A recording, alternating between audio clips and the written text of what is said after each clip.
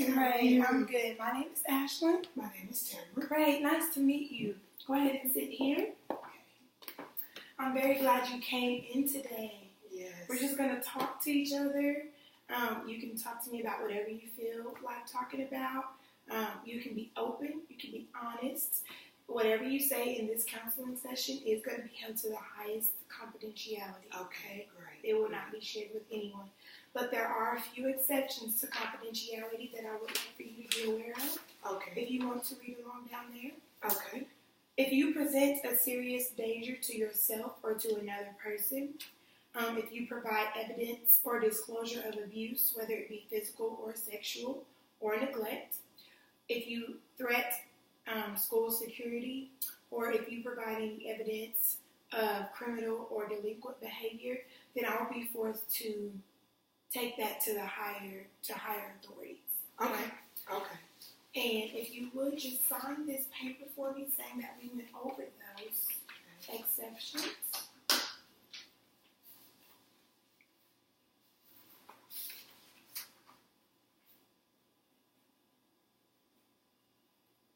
Thank you.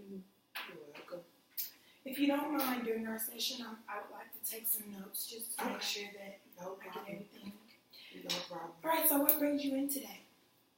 Well, I'm a teacher. Okay. And it's near the end of the year, and there are some stressful moments where the students are, I call it spring fever. They are experiencing spring fever, and they're not listening very well. They're kind of doing the opposite of what I've been telling them.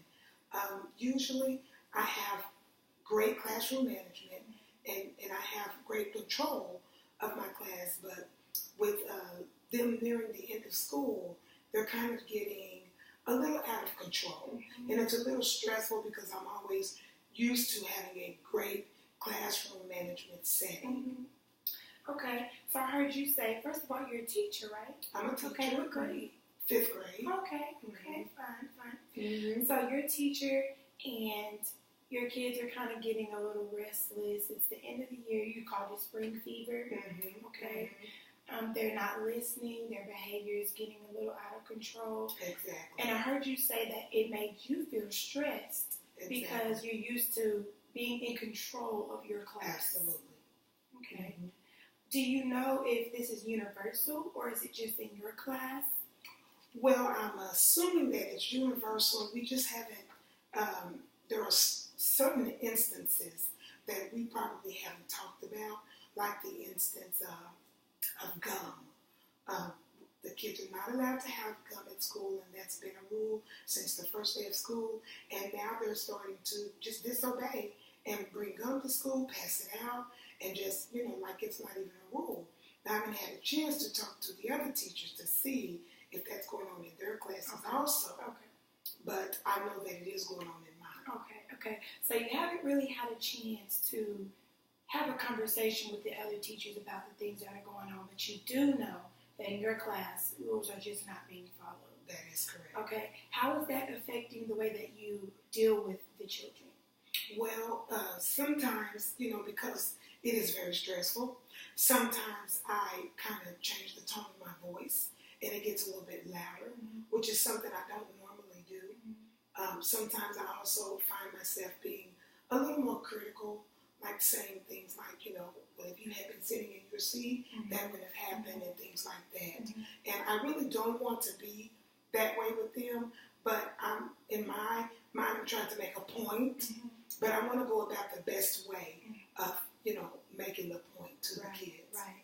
So I did hear you say that you find yourself doing things and saying things that you don't usually say because you're in a situation where you're not usually in, because I heard you say at the beginning that you have good classroom management, and so you've never been in this position before. Right. Okay. And how are they receiving how you handle them because of their actions? Some of them, they respond and they change. Others, they're not really affected by the consequences. They feel like they're invincible, that they don't, that nothing can happen to them if they don't follow the rules. So that's kind of where my challenge is. The ones that, that care about losing recess or care about losing a party, they kind of change their ways. But the others, they haven't been to a party all year. They've been missing recess all year. It doesn't really, they don't really care. Okay, so can I summarize what we've talked about today? Sure. You're a teacher, and it's the end of the year, spring fever. Mm-hmm. You are having children that their behavior is just totally different than it was at the beginning. They're not following instructions. Absolutely. They're not listening, and it's stressing you out, and it's making you do things that you don't usually do. How you talk to them, how you handle them, your teaching, and you haven't really had a chance to talk to those other teachers and see what's going on in their classrooms, maybe to care if something's working, for them. Absolutely. And you just want better so that your students can be better, so that you can teach them better, and so that you can just have a better school environment. Absolutely.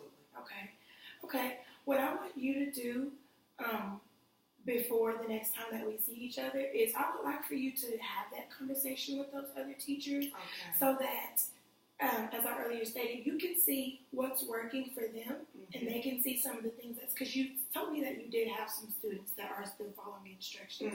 So you can see what's working for them and the students that act up in their class, and they can see what's working for you, and you guys can try to swap methods. And then I also want you to try to look up on the internet ways that you can positively reinforce the students. Students love affirmation and praise and rewards. So if you would look that up and try to implement it in your classrooms, and I want to hear about those two things the next time. And actually, speaking of the next time, let's look over here. Does April the 20th sound okay? Yes, more in the morning. I can do that. Okay, let's do April the 20th at 10. That's perfect. All right, okay. And I'm looking forward to hearing about the great things that come out of what you researched. Okay. All right. Wonderful. Thank you. Thank you. I'll see you later. Okay. Thank you. Bye.